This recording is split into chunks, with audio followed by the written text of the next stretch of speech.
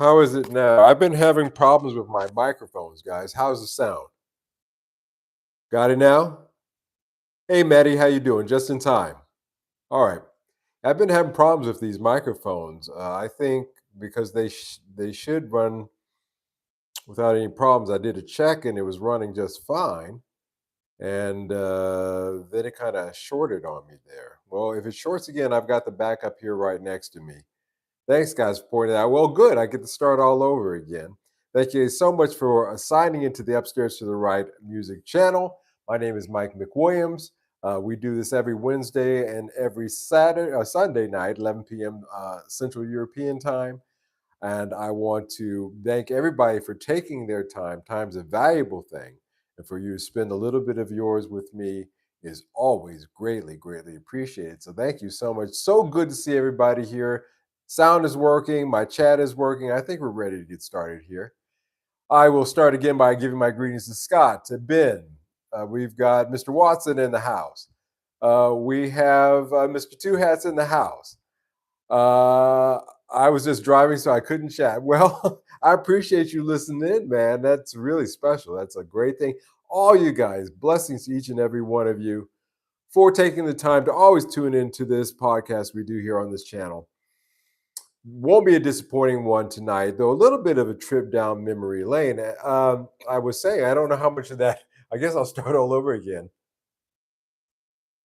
I was polishing my guitar today, and I've gotten down to the very last of a very, very fine beeswax from a company that I know doesn't exist anymore. And when I'm polishing my guitar, I watch YouTube, music channel, basically music oriented things. And I was watching this channel of their rapping kind of genre, I guess rap kind of genre it is. This guy was talking about LA in the 90s. And I said, "Hey, I was in LA in the 90s." I was in the music scene then at that time, very much so. And it got me thinking about things. It got me thinking about music scenes, you know. Very interesting thing growing up in LA. And I guess we're going to go down Recollection Road tonight. You guys know that YouTube channel, Recollection Road? That's actually one of my favorites. It's actually produced out of Dubai, interesting enough. And they talk about things that happened in the States in the 70s and 80s and 90s and what it was like growing up then. And they're pretty much on the nose, I have to say. But I grew up in LA, and I saw the Sunset Strip in the 1980s. That was my high school time. I had my dad's car. It was a nice B&W 530i. So I wasn't slouching in the car department. He let me borrow it whenever he was out on a flight on a trip. He was a pilot, so there was that. But driving down the Sunset Strip in the '80s, like I did, you really saw that it was a real scene. There was crowds of people hanging out in front of Gazzari's or the Roxy on any given night of the week, and it was a scene. It was a scene. I wasn't. My dad had a Dodge Omni. My mom had a Dodge Caravan. So don't get it too twisted. My dad, you know how pilots are. Pilots got to have motorcycles and they got to have some kind of jazzed up car. That's just in their nature, especially jet pilots like my dad was when he started. I have a actually slight disdain for cars. However, if I were to buy another car again, it would be a gas vehicle. It wouldn't be one of these electric ones, that's for sure. But I saw the R&B scene in LA in the 90s, even more importantly. And that was a scene in itself. A lot of money, a lot of activity, a lot of groups, a lot of people from out of town. Um, One day I was at South Central Unit which is where the studio was for working for Reggie Andrews. And they brought in this girl, and she introduced herself as Anastasia. And you guys may recall she went on later, pretty big here in Europe, I understand she became. But they brought in, she was this girl who could, basically the old white girl who could sing like a black girl kind of thing, like Tina Marie. That's what she reminded me of. She reminded me a lot vocally of Tina Marie. And did some songs with her. There's a whole story behind her. I won't get into that, but it was a scene, and you were meeting people. Tony Braxton. I'm sitting there, literally taking an MPC 60 apart and cleaning, dusting it out, and putting it together. And the door opens up, and there's Tony Braxton standing there looking in, and I'm like, "Good evening, Miss Braxton," just like it was when Miss Ross. "Good evening, Miss Ross." But it was a vibrant, vibrant, vibrant scene. Either way, either way. You would have been the man with that car back in the day. Oh, but you have to understand, guys, this is LA. I was cruising in the man department, but trust me, there were people who were forward selling that. But so, but it was all right. It was all right. One of my favorite things was getting off the 405 freeway and driving down towards UCLA and going through Brentwood. That was one of my, I have to admit, maybe I took that road a little too fast sometimes, but when you're young and you're listening to, like Flock of Seagulls, you know, that's my memory of that time. And Ray-Ban aviators, no, my father never wore sunglasses. That's the weirdest thing. I can say that about my dad, that I've never really ever known him to wear sunglasses other than the aviators that he had to wear, that he was required to wear when he was with his uniform. Outside of his uniform, no, I never saw him wear those. I grew up in the back of a 70 Dodge Aspen. We stopped on the side of the road a lot. Yeah, I imagine so. My uncle was a pilot and also raced cars. He was into speed. Yeah. So you understand, Mike, where I'm coming from with these. It's the mentality of that kind of guy. Did not drip down to, well, maybe I like speed a little bit, but my brother and I are relatively tame in comparison. But that was a scene. These were two definite scenes that I can point to that I was there. I saw it with my own eyes.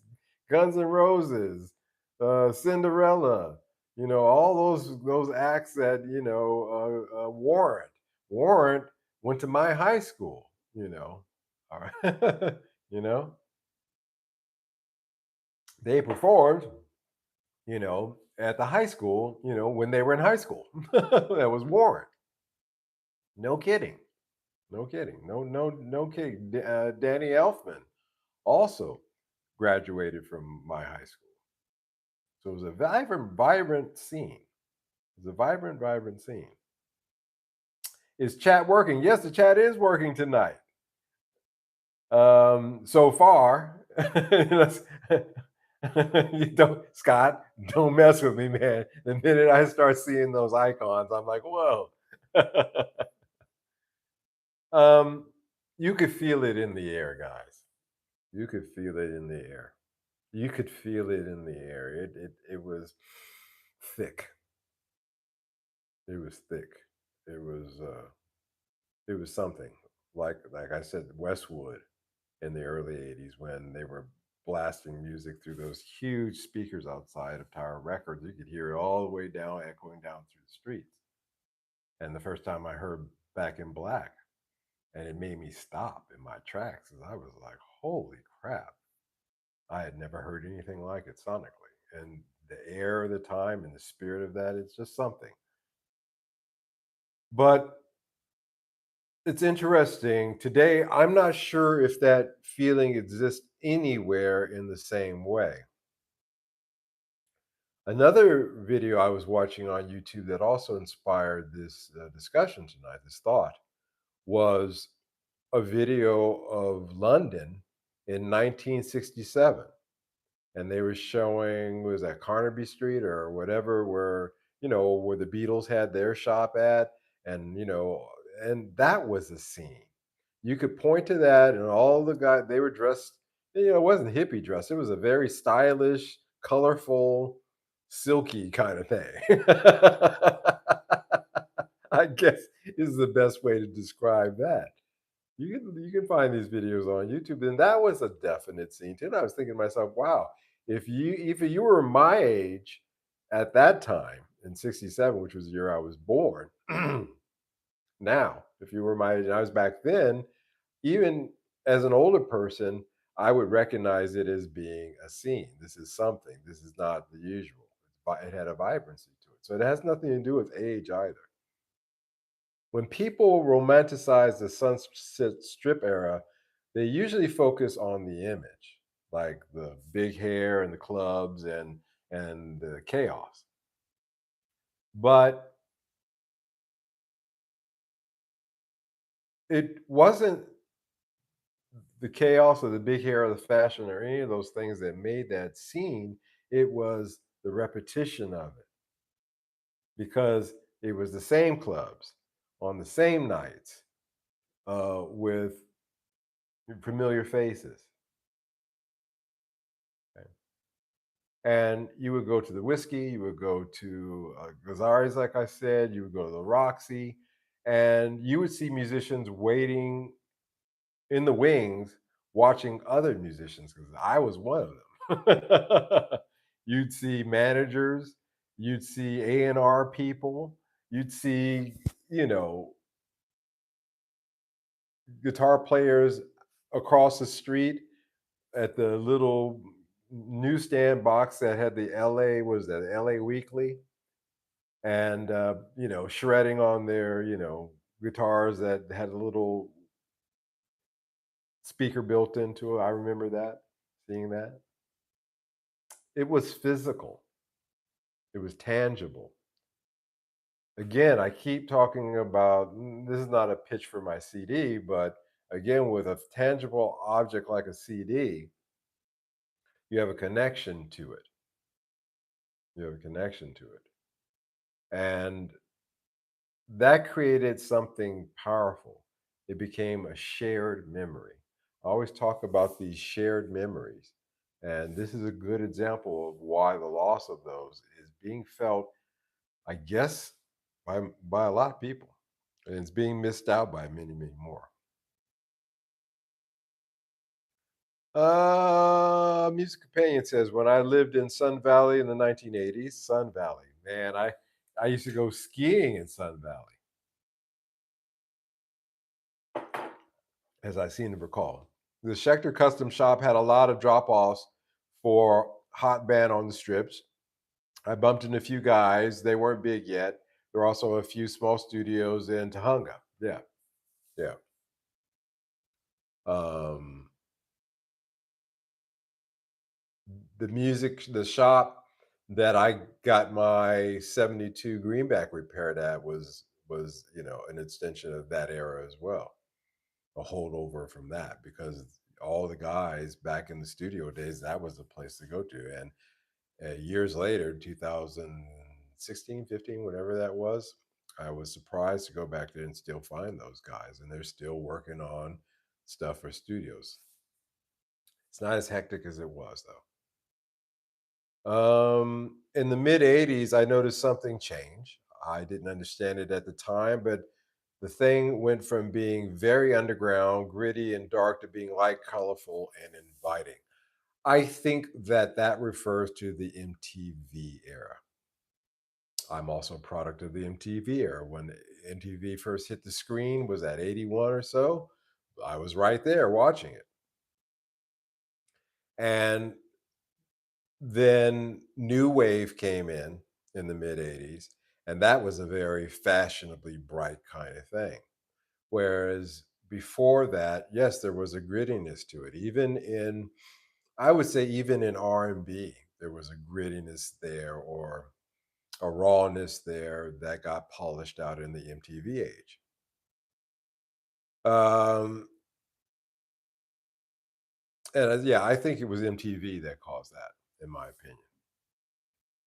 Um, because there were video shows before that, you can see them on YouTube. Some guy has uploaded all those old, pre MTV video shows, the whole broadcast, including with the commercials, like in Cleveland, Ohio, or something like that. It's just a great time capsule because I'm watching those commercials. I'm like, holy crap! This looks so furry, so old, you know. Was I there? Yeah, I was there, man. Dig it. But those times were a little bit grittier. The scenes were a little bit more grittier. They polished up in the MTV age. Then everything became, oh Mickey, you're so fine. um the R&B scene in the 90s had a different vibe, but the same structure. Studios, call lists, players who rotated through projects. Word of mouth mattered. I think I talked about that in the last podcast. Reputation mattered. Um, I went in and I took those sessions that I realize now that I was super lucky. It was the right time in the right place with the right skill. That's just really what it really is. That's like 90% of it, to be honest with you guys. So I cannot toot my own horn, but um, your reputation matters. So I took those sessions very seriously, and even if it was a session like they put me with an early automated mixing system that I had never ran across, I said no, we're not going to use that. We're going to mix this record, the old way. And they appreciated my professionalism at that point. I didn't choke out and say, "Oh, I can't do this. I can't do this." I kept it was a Levert uh, single, as I seem to recall. Anyway, but that got my reputation where they started saying, "Okay, this Mike guy is all right. You can call him in to do your mixes." And I would have continued to do that if I hadn't moved on to Japan. Now, it wasn't glamorous every day. uh, but it really wasn't. It was gritty, especially in the 80s, but it was tangible. It was tangible, not unlike the scenes of the 70s or the preceding scenes of the 60s, as you can see video footage on YouTube. You could point to it on a map, Sunset Strip. You know, that's what a scene was. Geography plus reputation plus a shared risk. That's a scene. So I would submit to you that that really does not exist anymore. Scott says in the mid 80s, I noticed some. Oh, I'm sorry. Oh, good. Thank you, Scott, for putting that link. Thank you, man. I always appreciate when you do that. That's fantastic. What people forget is that scenes run on invisible infrastructure. Studios willing to hire musicians repeatedly. So there's money that's generated, and it's usually generated within an area because musicians tend to rent apartments that rent to musicians, and they generally tend to be in that area. Studios willing to, well, clubs willing to book bands. That's another one. And of course, record labels investing in bands and producers building rosters, um, like Jock and I were trying to do. And even local radio mattered. I cannot stress how the Telecommunications Act, along with streaming, destroyed local radio. The importance of local radio is just infinitesimal in uh, the damage that was done when it was taken away. Um, there was friction and there was gatekeeping, but that friction created a hierarchy. And that hierarchy meant that you had to show up.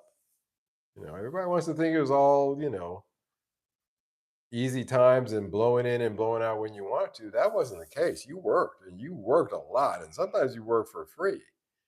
You had to get better too, because you had a 5-second learning curve sometimes when you walked into a new studio. That's for real. And you had to earn trust. That's the other reason why I never drank or did drugs. I didn't have the time to. And I had to keep a clear head at all times. So I never got into drinking or doing drugs. It just wasn't a thing. Now, did it exist? Yeah, hell yeah. Did I see it? To an extent, yeah. But certainly you had to show up, you know. And because it was local, the feedback loop was very tight. If you bombed on stage, believe me, folks heard about it. Everybody knew. And if you killed it on stage that night, everybody knew that as well. And it was accountability in real time. It wasn't, okay, let's take a couple of takes of this. Okay, let's edit it and let's put it on YouTube. It was accountability in real time. And that's how scenes grow teeth. Because if you walked up on that stage at the Roxy, you better be able to bring it, because there were guys in that audience who would die to have that spot. And they would cut you and trip you up and slip you up in a million ways the Sunday, even before you hit the stage. But it was a hierarchy, and then that's how scenes grow teeth, because people want to be in that scene. Sometimes people just want to hang out in that scene just to be seen. Sometimes girls want to hang out in that scene because they want to, be do their thing, and but that creates a scene.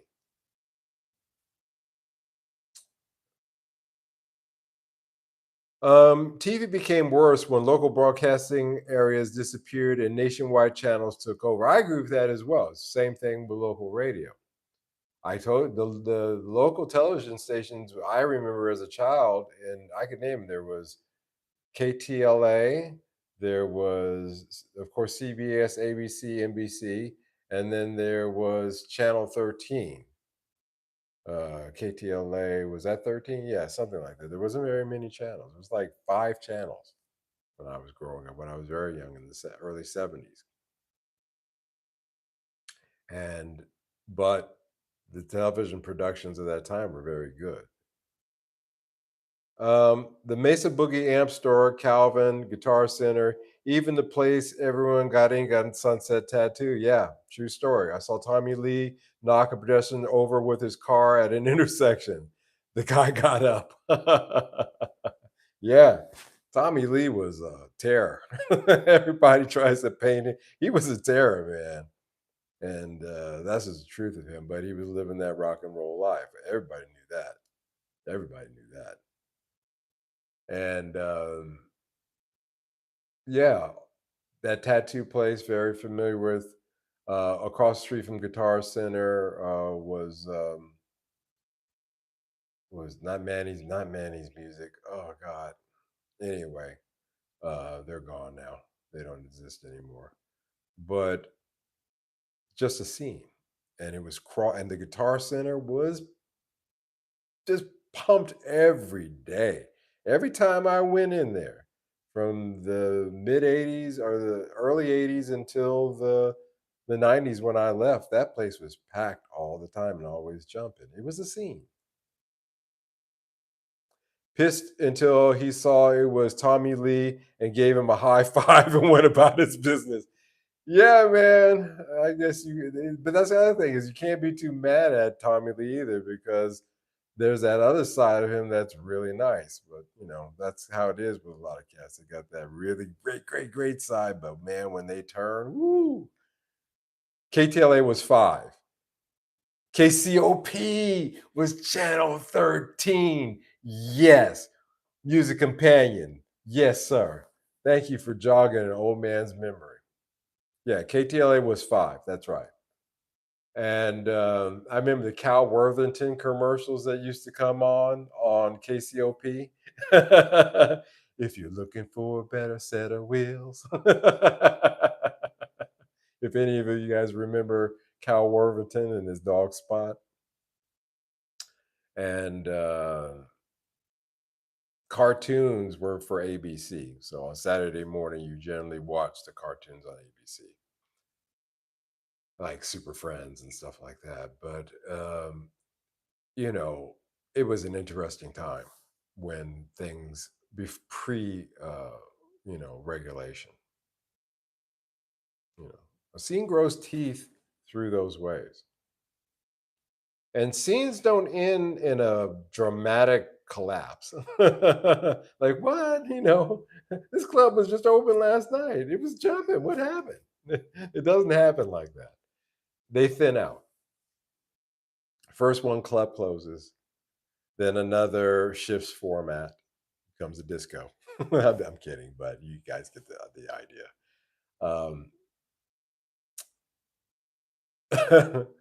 Then a label leaves, and the younger musicians don't move to that city anymore.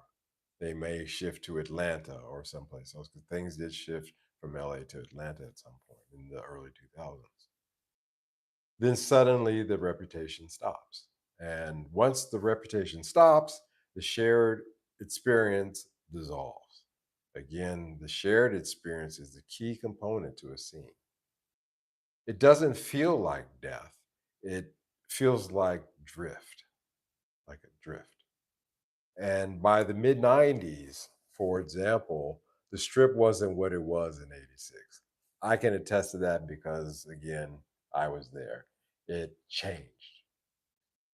Um, I remember the comedy club force all of a sudden became the scene. Comedy clubs. I remember lines being in front of the comedy club all the time. The one that's owned by Polly Shore's mom. I think she passed away. Mitzi. Um, that in the mid '90s became a new focal point, and up the street where the Roxy was at, it got kind of dead and quiet. That's for real. And that's because the music changed too. When grunge came in, that really, and that was late '89, that really blew that scene. And once the reputation stops, the shared experience is a different energy. The energy becomes decentralized. And because the industry shifted, budgets shifted, and genres shifted. And you're not going to go see, Taylor Swift at the Roxy or at Gazzari's. This is not going to happen. And when the infrastructure moves, the scene follows. So the scene is going to follow it. But if there is no real infrastructure, if that infrastructure becomes decentralized like it has in the streaming age, then there really is no scene. And that's my hypothesis that I put out there is why it feels that way and why it is that way. So there is that. Um, when I was a kid, Melfar Superstar was on all the commercials. Comedy Store, yeah, yeah, it was a comedy store that Pauly Shore's mom, Mitzi Shore, owned that place. It was on the corner of Sunset and Doheny. Well, no, no, no, no. Anyway, you would see it if you're coming up the strip, headed towards Santa Monica. It's going to be right on your. It's going to be on your right side. Can't miss it. Um, I went to the Rainbow in 2010. That's another place. Super quiet, but Dave Navarro was there having a pizza with two Playboy blondes. Yeah, yeah. The Rainbow Room. Cicero's, there's another one.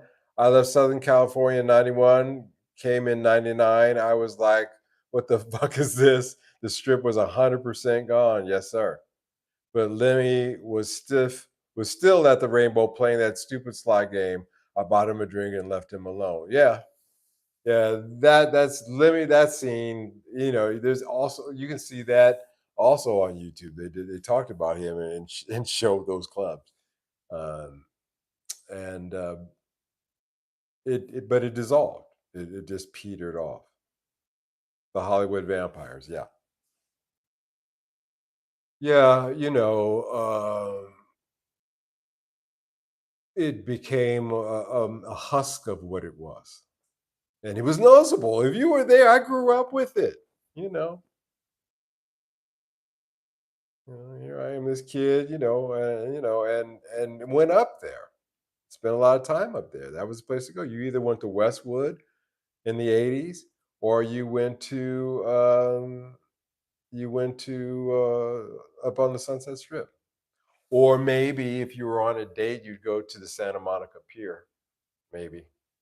But those were the main places if you lived in the LA area. Hell, people would drive up from further south just to come up for the weekends. I got a massive glass of whiskey for like $5. Yeah, dude, man, those were the days.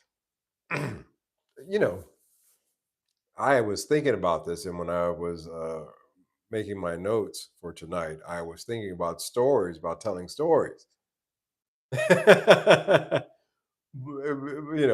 Because I'm always coming across. Well, we went to work and we did this, and we work for free. Which is true. All those things are true. We did work long hours, and I slept on the floor of his studio, um, many a time. Grabbed my jacket, bunched it up as a pillow, and I slept on it. Caught an hour or two, and got back up and got back into it. That's what it was like. But there were times. I'll tell you guys a story. I'll tell you guys. I don't know. I'm pretty sure I have not told this story, but you know, I talk about rap and why I have, you know, not the most positive feelings about current rap for sure. But even back then, it was shaky with me. I was a rock and R&B guy, but I was working in a studio. They brought me in as the engineer, and this rapper at the time, who's still around, connected, pretty well known, came into the studio. He rented the studio to cut some demo tracks for a project he was working on. Got some money to do that. Fine. Comes in with the usual posse, 8, 9 guys. It's a pretty big studio. Bohr was here, had the outboard gear right here behind us, pretty standard. Over here was the kind of couch. There was no couch behind that. There was the 2 or 3 chairs that we had for the console. We had a nice Trident console, as I seem to recall. And over here to the right, if I'm sitting here, board here, glasses here, recording room. Over here was the waiting area. And it was a pretty good size. Had a couch that wrapped all the way around.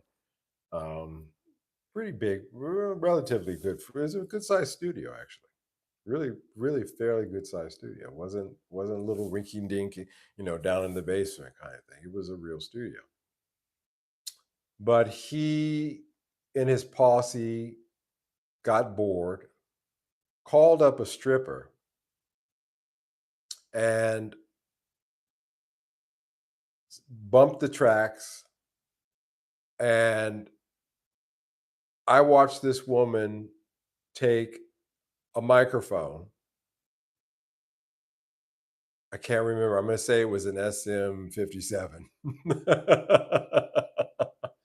And insert it in places that microphone was not intended to be used. I'm at the board. Rapper's here right next to me. His boys are all over here. She's, right in the middle of the carpet area, stooped down. I'm looking over his shoulder like this. True story. And I was thinking to myself, boy, you guys just bought yourself a microphone. Because we ain't gonna be using that one anymore. And I told the studio owner that too. I'm sure he billed them. That's a true story. It was wild, but it was a scene. It was a scene. It was a good time to to experience the spirit of music. You know, it was a good time to experience that. Now, the scene is often just a YouTube clip, a TikTok moment, a Discord server, a Patreon community. And those things aren't fake per se, but they are fragmented. They're not cohesive in a scene, all together packaged, all nice and pretty. In the 80s, if a band broke on the strip, thousands of people experienced that together. Today, 500,000 people might watch the same clip, but they're watching it alone on their phone. Big difference of being in a room, Van Halen playing down in Santa Monica College, and being in that room and hearing it back in 75, 76. It's not the same thing as experiencing it on the phone, which is why I made the JPEG for tonight's podcast the way that I did to demonstrate. I'm trying to talk about that fact. I told you that I have seen people at concerts watching the concert through their phone. I'm like, what is that, dude? What is that? There's no geographic gravity to it. It's not a location anymore that you can point to. It's everybody's individual phones, from here to Timbuktu. It's not the same thing. There's no physical center to it. There's no physicality, like holding that DVD of your favorite band or your favorite podcaster. Check out the link that Scott put up there. There's no place that you can walk into and say, this is where it's happening. It's not the same thing. Yeah, 500,000 people saw your clip, but it doesn't have the same energy as a club with, 500 people. It's not a scene. And is this bad? Well, Benny, hey, how you doing? Good to see you, sir. How are you doing? No, you're crazy. Sorry. I just feel the world is a bit like that right now. Yeah. I'm here for the stories, Mike, if you want to share some escapades. Yeah, man. But again, when you had that kind of money flying around, Maddie, you had an opportunity for a lot of shenanigans. It wasn't so bad. It,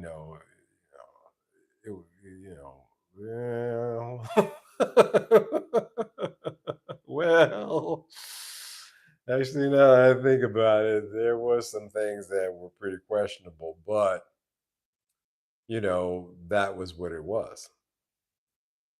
I remember that night, man. They're all hooping and hollering and standing around like, oh, do.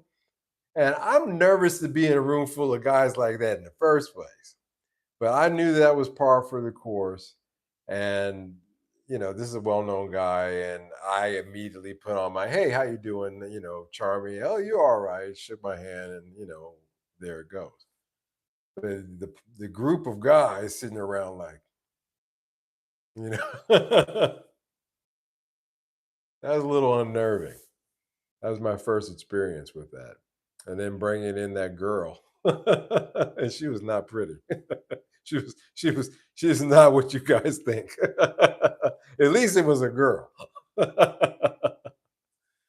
Yeah, I saw that with my own eyes, but it was pretty interesting. It's pretty interesting. A little weed, smoking weed, but that was no big deal, especially in California. That was no big deal.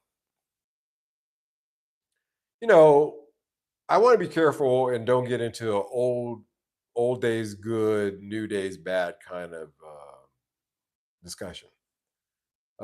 There is incredible music being made somewhere out there right now, and there are micro scenes. There are micro scenes, but again, they're micro scenes because they don't have a cohesive center. They're disassociated. They're distributed. Instead of being one big fire, there's thousands of little ones. And that is powerful in its own way. In its own way. It definitely is a result of the gatekeepers losing control. There is that independence factor. Access is broader, that also points to that as well. Um, but it means since it's not centralized, having a shared mythology is very difficult. Very difficult. So I could be talking about the Amsterdam music scene right now, and it would be an interesting story. But if you're in Pittsburgh, you know, whatever, it's not a centralized, shared kind of scene. And that's the real shift. Scenes don't didn't really die; they kind of dispersed and got a lot smaller. Um, Scott says, Mike, I got a link for you. Oh yeah, yeah, yeah, yeah. That was the one. I was born in the building on the cover. I don't believe that. Were you? That was an old hospital. Interesting. Yeah, man, I'm gonna check that out. The Novaks, you guys are destroyer. You guys are feel free to check that out as well, as you know how much I love new music. Love that stuff, especially rock these days because God, yeah, or metal or anything with a guitar in it. Because you, boy, oh boy, you're hard pressed to find that these days. Um, so the scenes dispersed became a lot smaller, a lot more scenes, little itty bitty scenes, and I've seen a few in different countries. The Tokyo music scene, I was a part of that.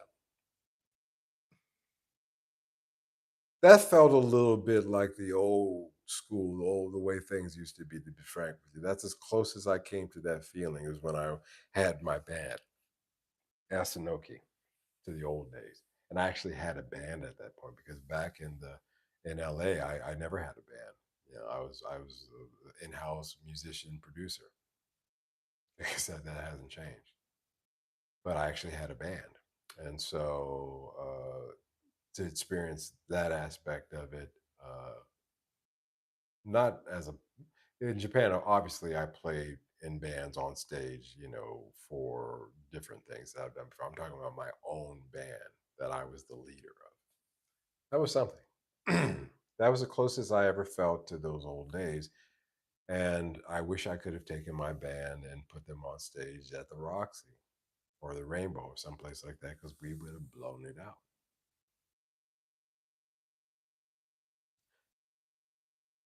I guarantee you, hook you in the first 3 seconds. Well, that sounds good. So, so these factors, it's no longer centralized. It doesn't have a reputation to it. The infrastructure, therefore, around it kind of crumbles and dissipates. Uh, when a shared physical presence becomes optional instead of essential, like like like hey, XYZ is playing Thursday night at the Roxy. Be there, be square, you know, kind of thing.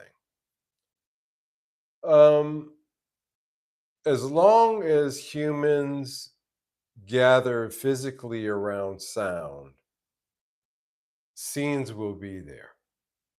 Smaller, more dispersed, but they will be there. It's a different thing. It's a different thing. You know, things tend to unwind. They're not. It's not as good as it was. I can honestly say that. In all honesty, and if you were there, you know what I mean. That microphone knows what I'm talking about. Wherever he is. He's like, hey guys, he's in the storage vault talking to the other mics, like, hey guys, did I ever tell you the time?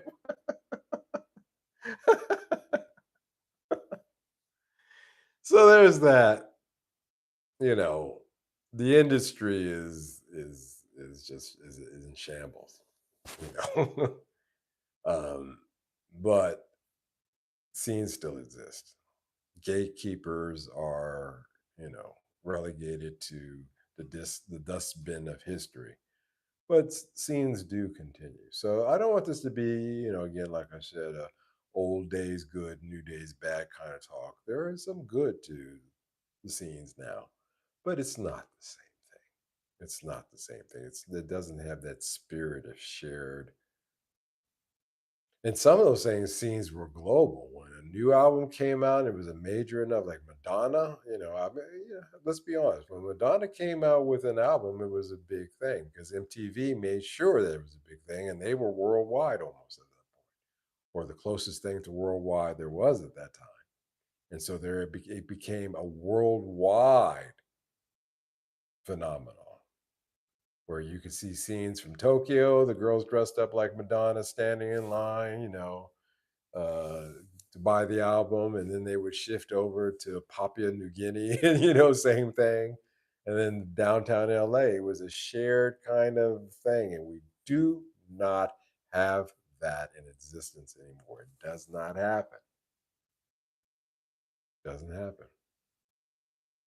You know, Taylor Swift comes out with an album, but let's be frank, it doesn't hit, and it doesn't have the kind of presence or importance or excitement to it as a Madonna album, a physical album or CD back in the 80s. It doesn't. It doesn't have the same cultural effect. It does not. It's a different scene. It has an effect, but it is not that. It's not that. I think nostalgia of the old days is better than the old days were at the time. Yeah, I you do kind of want to think to yourself, am I being, you know, nostalgia? Is there catch involved in this? As you guys know, my favorite novel of all time is The Unbearable Lightness Being by Milan Kundera. Um, in that book, it explores the juxtaposition of light and darkness, and Catch being a villain, where nostalgia and Catch are kind of the same sides of the same coin, different sides of the same coin. And I often wonder, am I being catchy about these things? Am I being nostalgic about these things? But the truth is that no, they really were some. I'm not going to glamorize it. The reason that I left LA to go to Japan is because Babyface wasn't paying me. It's as simple as that. They owe me money, and I'm sitting around. I've got bills I got to pay. I got rent just like everybody else. And you know, hell, now that you look back at it, you realize that you're glad you weren't an artist on their label, because if you thought you weren't getting paid, those guys were getting ripped off. You know, I'd rather not be owed a paycheck than to just be flat out ripped off. It's one of the things that taints, excuse me, 90s R&B, is the fact that a lot of those big producers like LA and Babyface and some of the other those guys were ripping off their artists. Ask TLC about it. Yeah. So there is that. Hey, Eddie. Hello, buddy.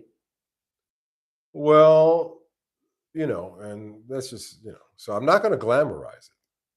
There was a lot of that stuff going on, and you had to be cautious. And there was a lot of dangerous things too, because again, the other reason I stayed out of rap at that time is that I was under the impression, I may not be wrong, is that 100% of the guys that were in the studio doing rap, most of that money was drug money. And when you're in that kind of environment, it's not a healthy one. So I avoided that. I strove for the R&B groups. Not to say that those scenes were any, but but they were a little bit more straight ahead, especially when you were dealing with a female artist. TLC got ripped off big time. Yeah. Well, you can't, you know, you can talk about Babyface. I don't. I work for him, as a second engineer, hired in, as well, not even hired, brought in as an intern, and then eventually started getting some paid gigs there that they never paid me for. But it was a nice thought to offer, I guess. But they wrote a lot of songs that are great songs, but at the end of the day, it's hard to respect them because they did it. They gained their wealth off the backs of others. They learned that from their masters, the guys above them that were ripping them off.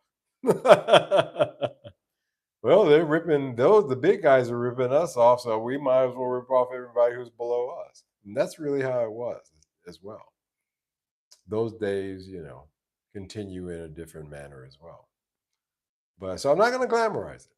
I'm not going to glamorize it at the same time, but it was fun though. It was fun at the very least. At the very least, you could say it was a fun time. And will this kind of scene ever exist again? No, no, no. Genie's out the bottle on that one, and there's no putting it back in. However, I think it's important to talk about, discuss, document, especially, whatever your scene was, wherever you were at, in order to not let that slip into the fog of time, to let those scenes, to be discussed, the mythology, as I was saying earlier, of those scenes to be continued on through discussions like this. Because I think it answers the question about why those periods of time were considered to be kind of a golden age in a way, I guess you could look at it that way. There was a real reason behind it. There was a real energy and a real vibe. I've noticed myself. I'm going to sound, well, you guys already know I'm insane, so there's no need to make that kind of preamble. But I feel like time has been speeding up, within the last few months, that the weeks are going by faster. Like, I can't believe it's Wednesday, or I'm happy to be here. But I can honestly say that it feels just like we were just here, not that long ago, a few hours. It really feels like time is speeding up. And I was talking to somebody about that today, and they said, "Yeah, I noticed that as well. Completely, I don't know what she's into. Completely different, just shooting the breeze with the girl at the shop." And she said, "I feel like things are speeding up." I said, "Yeah, me too. I feel like time is speeding up. It's a weird thing, guys. We're in a weird time in a weird place. We are on the cusp of not very good things." I hate to bring it to you that way. We are in interesting times. There's a Chinese curse Not a proverb, it's not a statement, it's a curse. It says, may you live in interesting times. You don't want to live in interesting times. You want to live in calm, placid, cool, everything is good times, not the interesting ones, because the interesting sometimes can be a little bit too interesting. But as we sail through time, fast or slow, let us not stop taking time to stop and think about some of the things that we had that we lost and appreciate them for what they were. They were moments in time that we'll never get back, scenes that were there that are talked about again in the mythology of the time that's created now. But it was a real time, place, and a scene. And I worry about, speaking about movies. Movies usually reflect time. They're stories that are written in specific times and specific scenes. And I think that one of the reasons why modern movies kind of suck, especially the ones that are set in modern times, is because there's no center to it. There's no latchable scene to it. There's no continuity in the culture of the product. This is this. You guys understand what I mean? When you watch Pretty Woman, that's Beverly Hills. Beverly Hills is a place at that time that had Beverly Hills Cops. A lot of those movies were coming out about that period of time. But Beverly Hills had a scene that had a reputation to it that was worldwide, glamorous, upscale. And when you watch Pretty Woman, you can you get a sense of that scene in that movie. When you watch a modern movie or TV program, you don't get that sense of what the vibe is, what the scene is.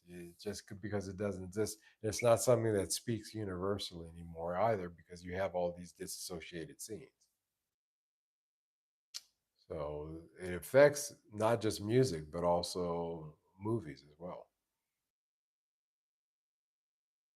I felt the same way about time. Yeah, I wish times were just a bit less interesting these days. Yes, sir. Me too. I've yet to watch The Matrix. Think I might tackle it tonight. Yeah, it's the first one. Don't watch anyone after that. But the allegory there is quite applicable for sure. So I just sit here tonight on a Wednesday night, midnight in Amsterdam, of all places in the world. Strange. Never thought as a kid you would end up doing a podcast from Amsterdam, but here you are.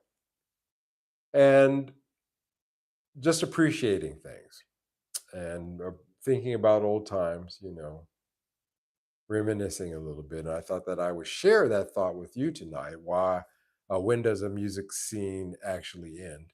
And my thoughts on it. And wanted to hear what you guys thought about it. And as usual, you did not disappoint. Only watch the first one. Yeah, I agree. Only watch the first one. Really, seriously. So I shot video today. I actually shot content for my channel today. I'm still debating the title because I want to call it Double Fat Strat, a brief history, or a brief history of the Double Fat Strat, because I did lay out a history of the Double Fat Strat with images and descriptions and examples. I was surprised in my research for doing this video, which, by the way, I'm putting out tomorrow, guys. So I say this in order first before I start rambling. Um, Take the time tomorrow when it comes up. I'll put it up by noon Central European time. Please take the time to watch that video tomorrow. Hit the like on it. Leave a comment down in the bottom of that video to show engagement. So I appreciate it. But it's a good story, guys. Do you know that modified Stratocasters have been around almost as long as Stratocasters have been around? That blew my mind. Much like a lot of people, I thought the modified Strat was more of a modernish kind of thing, but modified Strats are coming up on their 60th anniversary. There was guys in 1965, who were putting humbuckers in the middle position of their Strats. Yeah. And so take a look at that video. I go through the history of the double fat Strat. And again, like and comment on it tomorrow. I appreciate it. Um, Thanks, fellas. I appreciate the advice. Yeah, yeah, yeah. Just the first one. Strats unsatisfied customers since the beginning. That's a good title. You know, I'll think about it. I got to come up with a title for that one, but it's probably going to be something like that along those lines. So take a look at it, guys.